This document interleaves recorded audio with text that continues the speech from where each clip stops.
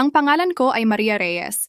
Ako ay 34 taong gulang noong ginawa ng aking ina ang aking birthday dinner bilang isang pampublikong eksekusyon. Hindi sa kutsilyo. Hindi sa dugo. Sa isang pilak na ballpen, isang selyadong folder, at isang pangungusap na ipinakita sa akin kung gaano ako kahalaga sa mga taong nakaupo sa paligid ng mesang iyon. Pirmahan mo ito, Maria, ngayong gabi.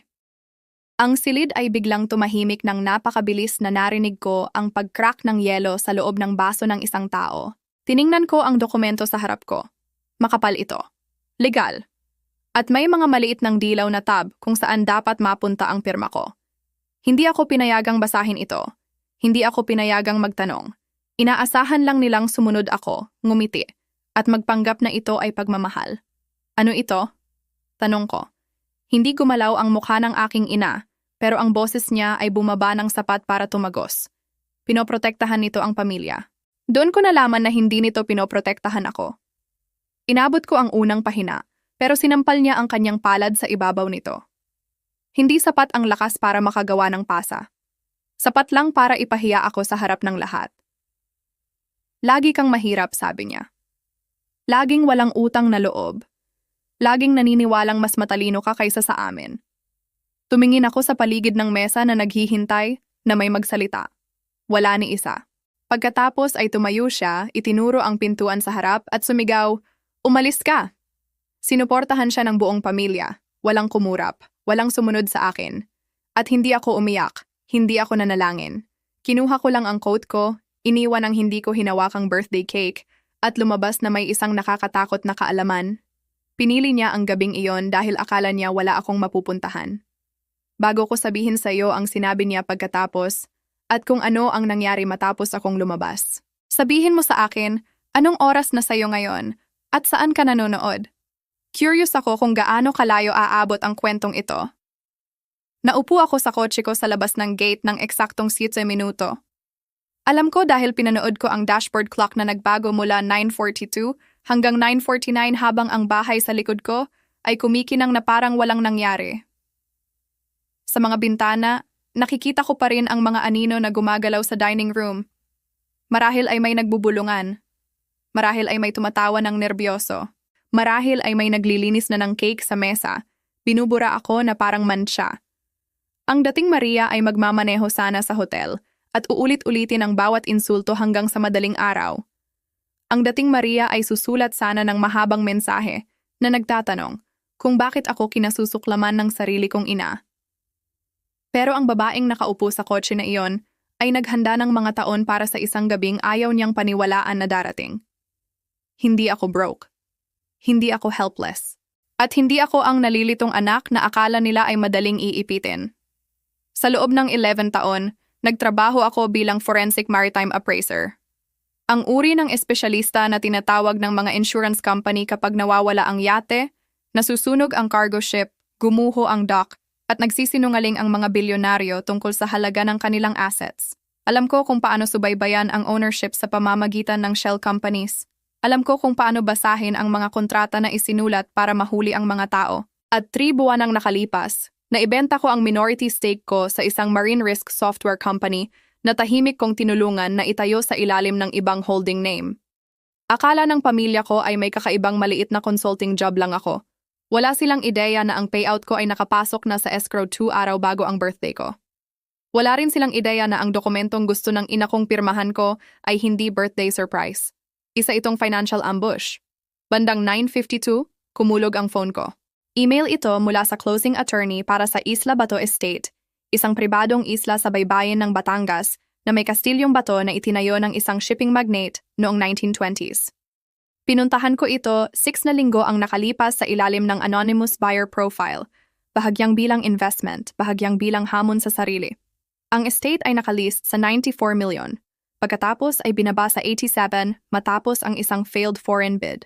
Mahigpit akong nakipag-negotiate, nagbayad para sa inspections, at itinago ang deal dahil gusto ko ng isang lugar sa mundo na hindi kailanman naging sa aking ina.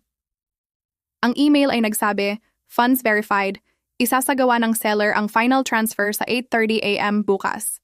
Pinasa ko ang pangungusap na yon ng 3 beses. Pagkatapos ay tumawa ako ng minsan. Hindi dahil nakakatawa, kundi dahil tila malupit ang timing. Kakalayas lang ng ina ko sa akin mula sa bahay kung saan bawat dingding ay nagpapaalala na hindi ako gusto. Kinabukasan, magiging akin ang isang island castle ng buo. Bayad na, walang mortgage, walang family trust na kontrolado niya, walang kailangang permiso. Nang gabing iyon, hindi ako nagmaneho sa hotel. Nagmaneho ako sa maliit na opisina na tinatago ko malapit sa pier, binuksan ang filing cabinet, at kinuha ang mga kopya na ginawa ko buwan ang nakalipas. Mga lumang company records, death certificate ng ama ko, financial disclosures ng ina ko, at isang selyadong envelope na ipinadala sa akin ng dating assistant ng yumaong ama ko na may note na nagsasabing, "Buksan ito lang kapag hiningi ng iyong ina na pirmahan mo ang isang bagay." Takot na takot akong buksan ito noon. Nanginginig ang mga kamay ko habang binubuksan ko ang selyo. Sa loob ay isang flash drive, isang litrato ng ama kong karga-karga ako noong bata pa ako, at isang sulat kamay na linya na nakilala ko mula sa mga lumang birthday card. "Maria, kung susubukan niyang kunin ang pangalan mo, ang trabaho mo, o ang mana mo, huwag kang makipag-negotiate. Patakbuhin ang mga numero, pagkatapos ay patakbuhin ang katotohanan." Doon ko unang naunawaan na hindi ako pinalayas ng ina ko dahil wala akong silbi. Pinalayas niya ako dahil ako ang huling hadlang sa pagitan niya at ng lahat ng ninakaw niya. Kinabukasan, suot ko pa rin ang parehong itim na damit mula sa birthday dinner papunta sa closing. Hindi ako nagpalit dahil gusto kong maalala ng eksakto kung sino ang akala nilang itinapon nila. May banayad pa ring amoy ng usok ng kandila, mamahaling pabango, at kahihiyan ang damit na iyon. Tuwing titingnan ko ang manggas, naaalala ko ang daliri ng ina kong nagtuturo sa pinto. Tuwing mararamdaman ko ang tela sa balat ko, naririnig ko ang katahimikan ng mga taong nanood sa akin na umalis. Pero sa halip na magpahina sa akin, ito ay nagpatalas sa akin. Bandang 8:17, pumasok ako sa isang glass conference room na nakaharap sa pier sa Batangas. Nagulat ang attorney ng seller nang ibigay ko ang pangalan ko. Laging inaasahan ng mga tao ang mas matanda, mas malamig, malamang na lalaki kapag may 87 milyon sa mesa. Hindi nila inaasahan ang isang babaeng walang entourage, walang asawa sa tabi, walang kinatawan ng pamilya, at walang nerbiyosong paliwanag kung bakit siya naroon. Inilagay ko ang identification ko sa mesa, umupo, at pinirmahan ang bawat pahina ng dahan-dahan, hindi dramatiko, hindi nanginginig, kundi maingat tulad ng pagpirma ko sa mga report na maaaring magdesisyon kung mabubuhay o babagsak ang isang kumpanya. Bandang 8:46 dumating ang final wire confirmation, bandang 8:51 na i-record ang deed, bandang 8:54 naging akin ang Isla Bato Estate. Inilapit sa akin ng attorney ang final folder at sinabi, "Congratulations, Bibi Reyes." Sandali, naging masyadong tahimik ang silid. Narinig ko ang apelyido ko na ginamit bilang Babala, Brand, Pasanin, Sandata. Nang umagang iyon, sa unang pagkakataon, ito ay parang pagmamay-ari. Ang kastilyo ay nasa isang itim na batong isla na 12 minutong biyahe ng bangka mula sa mainland na may pribadong dock, weather station, 6 na guest cottage, lighthouse, boathouse, underground storage tunnels, at pangunahing residensya na gawa sa granite na napakadilim kaya ay tila asul sa ilalim ng ulap ng bagyo. Katawa-tawa. Maganda. Hindi ito fantasy purchase dahil sa lungkot. Ito ay kuta, business asset, retreat center na naghihintay mangyari, at higit sa lahat, isang legal address na walang kontrol ang sino man sa pamilya ko. Nang makarating ako sa dock, naghihintay sa akin ang estate manager. Ang pangalan niya ay Elias Santos, 61, dating Coast Guard, tahimik ang mga mata, mabigat na wool coat, at ang uri ng postura na tila kahit ang mga bagyo ay humihingi muna ng permiso bago tumawid sa tubig. Ibinigay niya sa akin ang mga susi ng may 2 kamay. "Welcome home, Bibi Reyes." Walang nagsabi sa akin ng mga salitang iyon nang hindi ito parang kondisyon. Halos sumagot ako, pero tumunog ang phone ko, ang ina ko. Pinabayaan ko itong mag-voicemail. Pagkatapos ay ang kuya ko. Pagkatapos ay pinsan. Pagkatapos ay private number.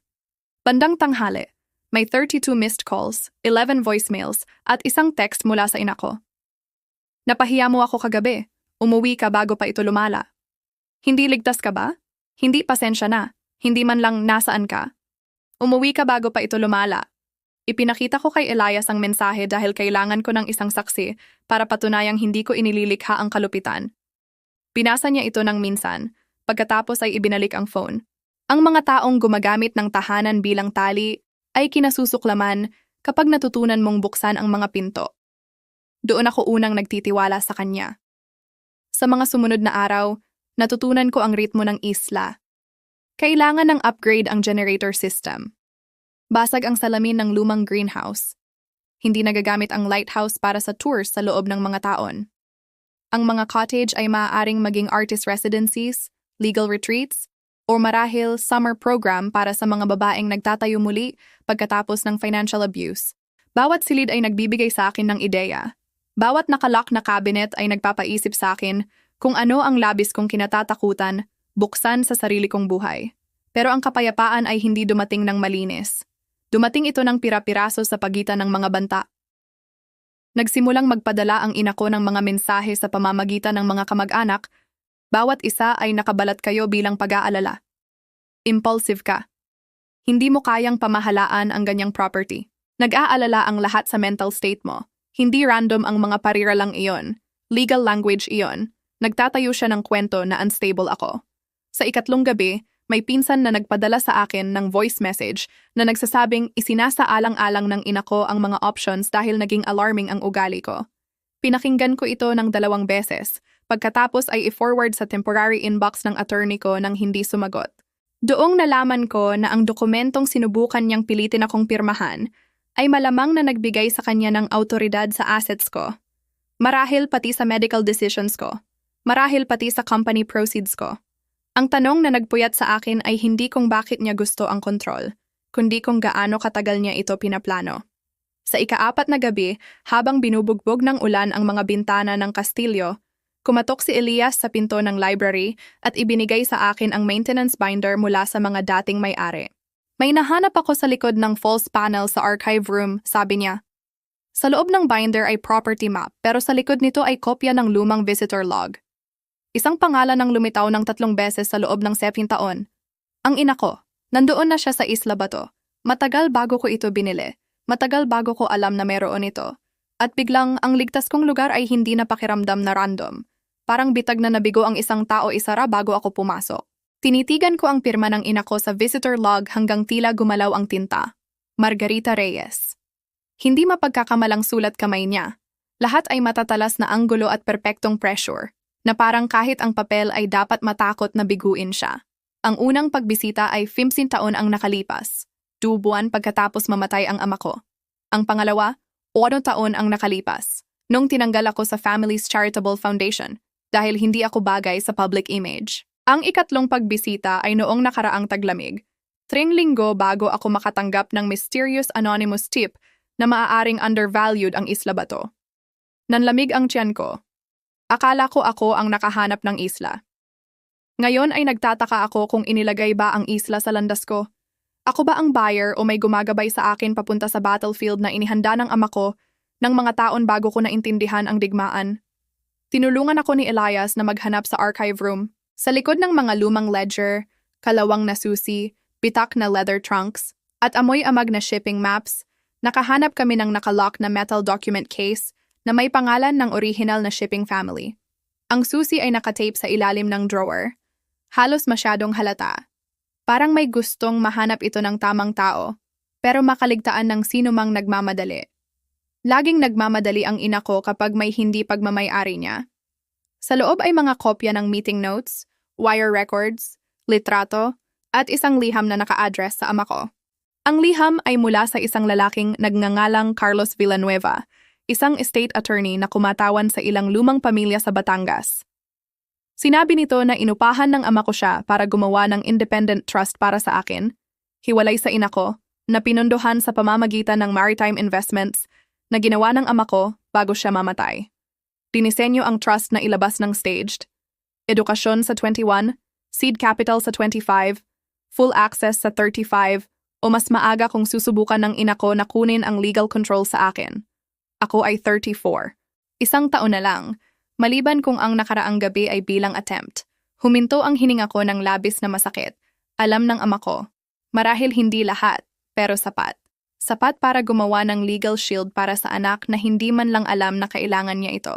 Sapat para gumawa ng bitag para sa babaeng gumugol ng mga taon na nagpapanggap bilang grieving widow. Sa document case, may nahanap kaming mas masama. Mga kopya ng forged board minutes mula sa kumpanya ng ama ko, insurance settlement transfers, altered beneficiary paperwork, at handwritten notes na nag-uugnay sa ina ko sa pattern ng asset stripping pagkatapos ng kamatayan niya. Hindi lang siya controlling, nagnanakaw siya. Mula sa estate, mula sa foundation, marahil mula sa akin. Ang pagtuklas ay nagpakipot sa silid. Sa lahat ng mga taong iyon na tinawag niya ang mga tanong ko na disrespectful. Sa lahat ng mga taong iyon na sinabi niyang masyado akong suspicious, malamig, independent. Marahil ay hindi ako naging mahirap. Marahil ay masyado lang akong malapit sa katotohanan. Tinawagan ko si Nora Villanueva, apo ng attorney na sumulat ng liham, at ngayon ay partner sa dating firm niya. Sumagot siya sa pangalawang ring. Nang sabihin ko ang pangalan ko, tumahimik siya ng ilang segundo. Pagkatapos ay sinabi niya, "Nagtataka ako kung kailan ka tatawag." Ang 5 salitang iyon ang nagbukas ng pinto na hindi ko na maisasara. Lumipad si Nora papuntang Batangas kinabukasan kasama ang 2 banker at isang forensic accountant. Inilatag namin ang mga dokumento sa mahabang dining table ng Castillo. Parang war room dahil ito nga. Ipinaliwanag ni Nora na ang trust ng ama ko ay inilibing sa ilalim ng layers ng protective clauses pagkatapos siyang biglang mamatay sa boating accident. Sinubukan ng ina ko na hamunin ito ng pribado, nabigo. Pagkatapos ay gumugol ng mga taon para matiyak na hindi ako matututo ng sapat para i-trigger ito. Ang kontrata sa birthday dinner ko ang final shortcut niya. Kung napirmahan ko, maaari niyang argumentuhin na voluntaryo kong itinalaga ang financial authority ko sa family office niya. Hindi na niya kailangang nakawin ang company payout ko. Ibibigay ko na mismo ito sa kanya. Ang katotohanang iyon ay hindi ako pinaiyak. Pinatahimik nito ako ng husto. May uri ng galit na sumisigaw. At may uri na nagiging math. Ang akin ay naging math. Kinalkula namin ang missing funds. Tinugma ang mga petsa. Sinuri ang board signatures. Ikinumpara ang mga lumang scan documents sa mga orihinal na nakakip sa Island Archive. Nakahanap kami ng charitable donations na lumabas sa pangalan ng Children's Hospital at bumalik sa pamamagitan ng consulting invoices sa mga kumpanyang konektado sa pinakamalapit na kaalyado ng ina ko. Nakahanap kami ng payments na markado bilang legacy preservation na walang kinalaman sa pagpreserba ng anuman maliban sa lifestyle niya. Nakahanap kami ng private investigator's invoice mula 8 taon ang nakalipas na may pangalan ko. Hindi lang niya minonitor ang pera ko, minonitor niya ako. Bandang hating gabi, mukhang pagod na si Nora, pero maliwanag ang mga mata niya. "Maria," sabi niya, "hindi lang ito family misconduct. Ito ay fraud." Tumingin ako sa mga bintana kung saan binubugbog ng dagat ang mga bato sa ibaba. Sa loob ng mga taon, sinanay ng ina ko ang pamilya na tingnan ako bilang dramatic, unstable, walang utang na loob. Ginawa niya ang emosyon ko bilang problema para walang suriin ang mga aksyon niya. Pero ano ang tatawagin mo sa anak na humihinto sa paghingi ng pagmamahal at nagsisimulang maghanap ng ebidensya? Delikado. Iyon ang naging ako. Bago kami umalis sa dining room, inilagay ni Nora ang isang folder ng hiwalay sa iba. "May isa pa," sabi niya. "Ang boating accident file ng ama mo ay hiniling ng 2 beses pagkatapos ng kamatayan niya. Minsan ng insurance company, minsan ng private attorney ng ina mo." Umalis ang hangin sa baga ko. Hindi ko tinanong ng malakas dahil alam ko nang iniisip ng lahat sa silid. Hanggang saan ang pinuntahan ng ina ko para mapanatili ang kontrol. At gaano karami sa buhay ko ang itinayo sa kasinungalingang inaasahan niyang manahin ko ng tahimik? Ginawa ng ina ko ang unang opisyal na galaw, 6 na araw matapos niya akong palayasin. Dumating ang petition sa pamamagitan ng courier sa Isla Bato sa cream envelope na may full name ko na nakatype sa capital letters. Kahit ang papel ay mukhang sapat na mamahalin para insultuhin ako. Sa loob inangkin ng mga attorney niya na nagdurusa ako sa acute emotional instability na ang pagbili ko ng island estate ay nagpapatunay ng reckless judgment at na ang pamilya ko ay humihiling ng temporary oversight sa finances ko para sa proteksyon ko. Binasa ko ang pangungusap ng 2 beses at ngumiti ng napakakalma na nag-aalala si Nora. "Akala niya ang isla ay nagpapakita sa iyo bilang irrational," sabi ni Nora. "Kaya't gagawin nating may saysay ang isla," sagot ko. Nang hapon na yon, wala kaming inilabas ng publiko. Hindi kami nag-rant. Hindi kami nag-post ng vague quotes online. Hindi namin binigyan ang ina ko ng kasiyahan na mapanood akong magdepensa sa sarili ng emosyonal. Nagtayo kami ng tugon na napakatumpak na maaaring dumugo. Nag-file si Nora ng proof na ang estate purchase ay pinlano ng mga linggo bago ang birthday dinner, suportado ng inspection reports, valuation memos, bank confirmations, tax planning documents, projected operating revenue, at investment notes na nagpapakita na ang isla ay maaaring maging profitable retreat at preservation property. Ang forensic accountant ko ay gumawa ng malinis na paper trail para sa bawat piso. Ang physician ko ay nagbigay ng statement na nagkukumpirma na competent, healthy, at walang incapacity ako. Isang dating business partner ang nagsumite ng declaration na naglalarawan sa akin bilang methodical, risk-aware, at financially conservative hanggang sa punto ng irritation. Ang linya na iyon ang nagpatawa sa akin sa unang pagkakataon sa loob ng mga araw. Pagkatapos ay ikinabit namin ang isang bagay na hindi alam ng ina ko na meron kami, ang birthday dinner audio. Hindi ko ito sinasadya na i-record. Nasa mesa ang phone ko dahil inaasahan ko ang tawag mula sa closing attorney at bukas ang voice memo app mula sa work note kanina. Nahuli nito ang lahat.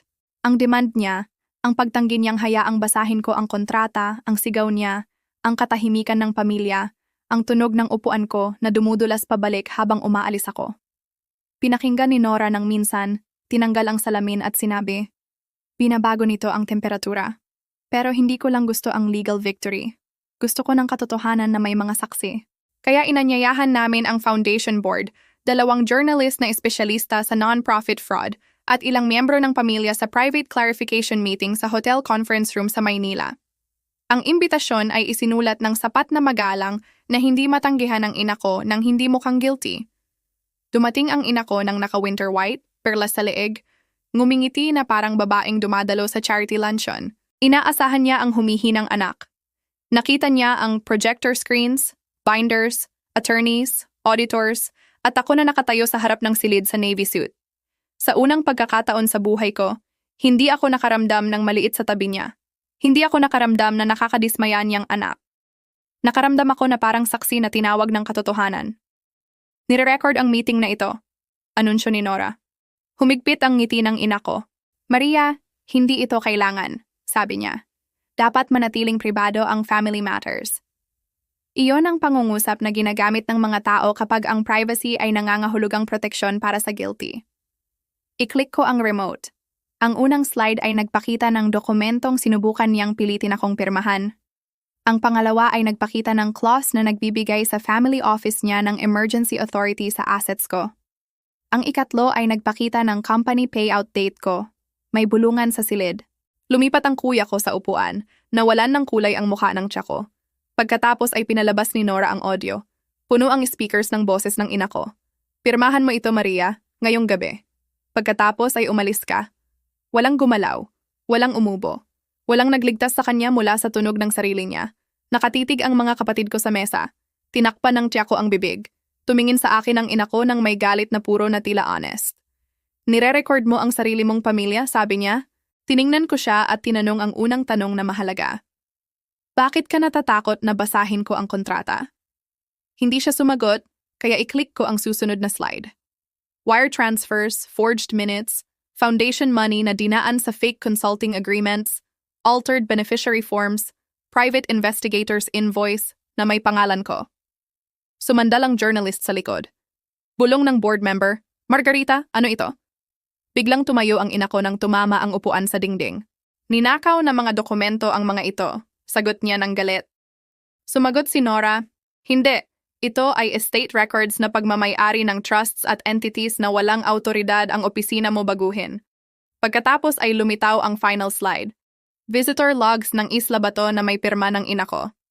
"Alam mo ang tungkol sa trust ng ama ko?" sabi ko. Hindi nanginginig ang boses ko.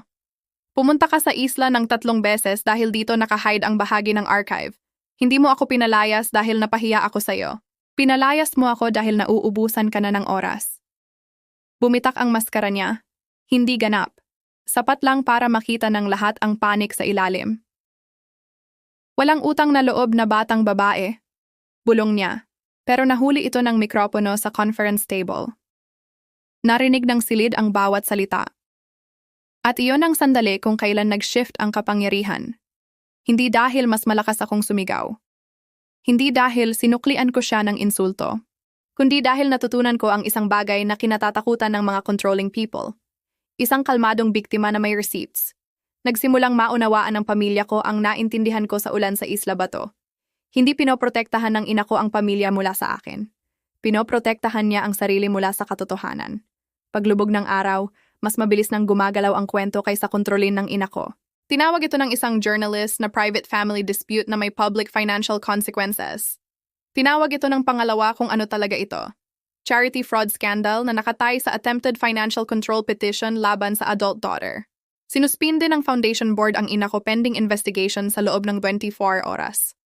2 direktor ang nag-resign bago sila matanong. Ang kuya ko, na nanood sa akin na pinalayas ng walang imik, tumawag sa akin mula sa blocked number at sinabi, "Maria, hindi ko alam. Gusto kong maniwala sa kanya." Bahagi pa rin sa akin ang alaala niya na nagtuturo sa akin magbisikleta, kung paano siya tumakbo sa tabi ko sa driveway na sumisigaw, "Huwag kang tumingin pababa." Pero ang isa pang bahagi sa akin ay naaalala ang mga mata niya sa birthday table, nakayuko habang itinuturo ng ina namin ang pinto. "Hindi mo alam dahil komportable ang hindi pag-alam," sabi ko at binaba ang tawag. Ang court hearing sa petisyon ng ina ko ang naging unang public humiliation niya. Argumento ng mga attorney niya na irrational ang pagbili ko. Sumagot si Nora ng valuation reports na nagpapakita na undervalued ang island estate ng halos 12% dahil sa liquidity pressure sa seller at na ang plano kong conversion ng mga cottage sa high-end retreat center ay magbubunga ng significant income. Pagkatapos, pinalabas ni Nora ang birthday audio. Tumigas ang mukha ng hukom bago matapos ang recording. Nakaupo ang ina ko ng perpektong tahimik, pero nakita ko ang mga daliri niyang nagtutuktok sa palad. Nang ipakilala ni Nora ang forged documents, hindi nag-rule ang hukom sa criminal matters, pero agad niyang tinanggihan ang petition ng ina ko at inirefer ang ilang exhibits para sa review ng Attorney General Iris Office. Iyon ang unang opisyal na bitak. Ang pangalawa ay dumating 3 araw mamaya nang sumang-ayon ang pinakamalapit na kaalyado ng ina ko sa foundation na makipagtulungan. Binigyan niya ang mga investigator ng emails, invoice templates, at isang mensahe mula sa ina ko na nagsasabing, hindi kailanman dapat makakuha ng independent access si Maria. Magtatanong siya ng mga tanong na dapat dinala ng ama niya sa libingan. Nang ipakita sa akin ni Nora ang linya na iyon, may natahimik sa loob ko. Namatay ang ama ko sa boating accident. Sa loob ng mga taon, tinanggap ko ang lungkot na iyon bilang saradong pinto. Ngayon, may anino sa ilalim ng pinto. Tinanong ko si Nora kung mapapatunayan namin na may kinalaman ang ina ko sa kamatayan niya. Maingat siya, hindi mula rito. Hindi pa. Pero mapapatunayan namin na kumita siya mula sa aftermath at itinago ang material estate assets. Sapat na iyon sa ngayon. Ang mga kwentong revenge ay nagpapaisip sa mga tao na ang satisfaction ay nanggagaling sa pagsigaw sa mukha ng isang tao. Hindi.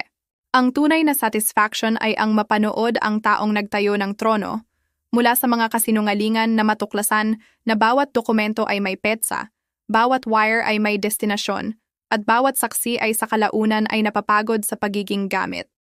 Nawala ng ina ko ng board seat. Pagkatapos ay nasuspinde ang social club membership niya. Pagkatapos ay napos ang dedication ceremony ng hospital wing na sinubukan niyang ipangalan sa sarili. Pagkatapos ay na-freeze ng mga bangko ang ilang accounts na nakatay sa disputed entities. Ang family house sa Tagaytay, ang parehong bahay na inutusan niya akong umalis, ay naging collateral sa civil recovery action.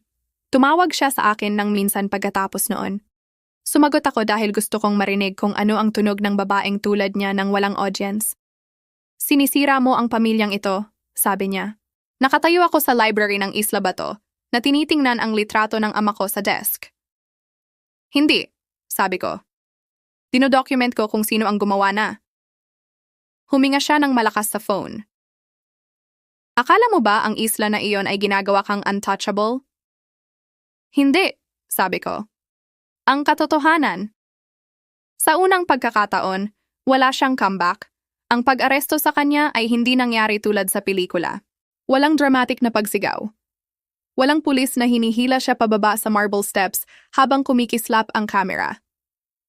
Nangyari ito ng tahimik bandang 7:10 ng isang Martes ng umaga nang iserve ng mga investigator ang charges related to wire fraud, falsified nonprofit records, at attempted unlawful control of estate assets.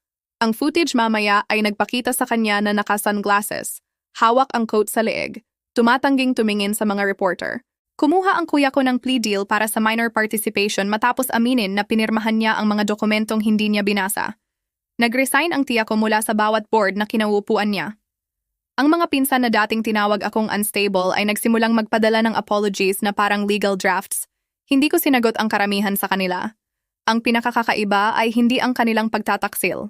Ito ay kung gaano kabilis nilang gusto ng kapatawaran kapag naging mahal ang loyalty. 6 na buwan matapos sumigaw ang ina ko nang umalis ka, nakatayo ako sa renovated lighthouse sa Isla Bato at pinanood ang Tiffany Copper na babae na dumating sa ferry para sa unang retreat na hino-host ng Reyes Independent Recovery Fund. Pinangalanan ko itong Reyes, hindi para sa ina ko, hindi man lang ganap para sa ama ko, kundi para sa bersyon ng sarili ko na nakaligtas sa pangalang iyon ng sapat na mahaba para muling tukuyin ito. Nag-aalok ang fund ng legal education, financial literacy workshops, emergency planning at quiet rooms kung saan maaaring sabihin ng malakas ng mga babae ang itinago sa kanila ng pamilya. Ang ilan ay kontrolado ng asawa, ang ilan ng magulang, ang ilan ng adult children na tinatrato ang inheritance bilang sandata.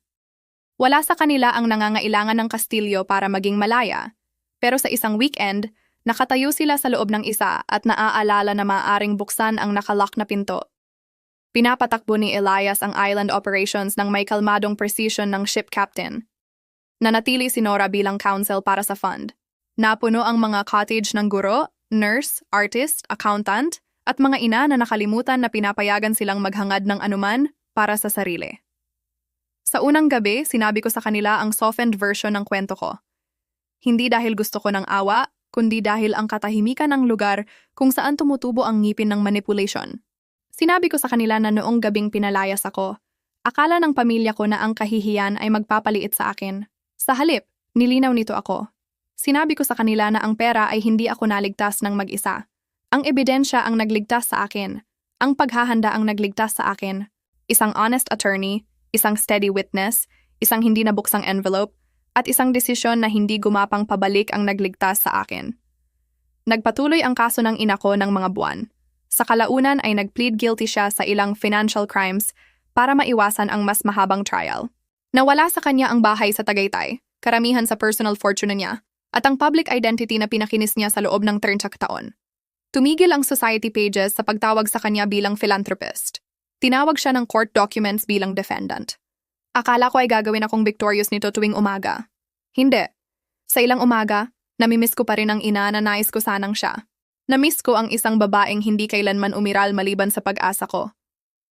Iyon ang final grief at marahil ang pinakamahirap dahil kapag ang isang malupit na tao ay sa wakas ay bumagsak, kailangan mo pa ring mabuhay sa empty space kung saan dapat ay may pagmamahal. Pumunta ang kuya ko sa isla nang minsan matapos mag-settle ang lahat. Mukhang mas matanda, mas maliit, mas hindi sigurado na maililigtas siya ng charm. Nag-apologize siya nang walang excuses sa pagkakataong ito. Hindi ko siya niyakap. Hindi ko rin isinara ng malakas ang pinto. Sinabi ko sa kanya na ang kapatawaran ay hindi switch na maaari kong i-flip para gawing komportable siya. Ito ay daan, at hindi pa ako nagdesisyon kung pinapayagan siyang lumakad dito kasama ko. Tumango siya. Sa unang pagkakataon, tinanggap niya ang sagot na hindi nagsisilbi sa kanya. Parang progress iyon. Sa ika-35 birthday ko, binuksan ko ang final portion ng trust ng ama ko. Ibinigay sa akin ni Nora ang mga dokumento sa parehong castle dining room kung saan dati naming inilatag ang proof ng krimen ng ina ko. May isa pang huling liham mula sa kanya. Maikli ito. Maria, hindi ko mapipili ang buhay mo para sa iyo.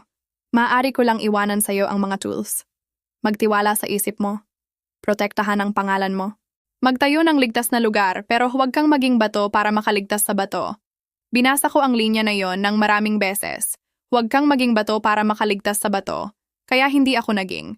Ginawa kong lugar ang Isla Bato na may bukas na pinto, maingat na hangganan, at records na walang makakapag-rewrite ng lihim. Itinago ko ang birthday dress sa glass case sa opisina ko, hindi dahil sinasamba ko ang sakit, kundi dahil nire-respeto ko ang proof. Tuwing may nagtatanong kung bakit bibili ang isang babae ng 87 milyong island estate kinabukasan matapos pinalayas ng sariling ina, binibigay ko muna ang simpleng sagot. Dahil kaya ko. Pagkatapos, ay binibigay ko ang tunay na sagot. Dahil minsan ang pinto na tinatapon kanila ay nagiging hangganan sa pagitan ng buhay na kontrolado nila at ng buhay na hindi na nila maaaring hawakan. At kung nakikinig ka rito habang nakulong sa mesa kung saan inaasahan ng lahat na pirmahan mo ang boses mo, tandaan ito. Ang pamilya ay hindi na patutunayan ng dugo, apelido, holiday photos, o ng mga taong pumapalakpak kapag may makapangyarihang tao na nagpapahiya sa iyo.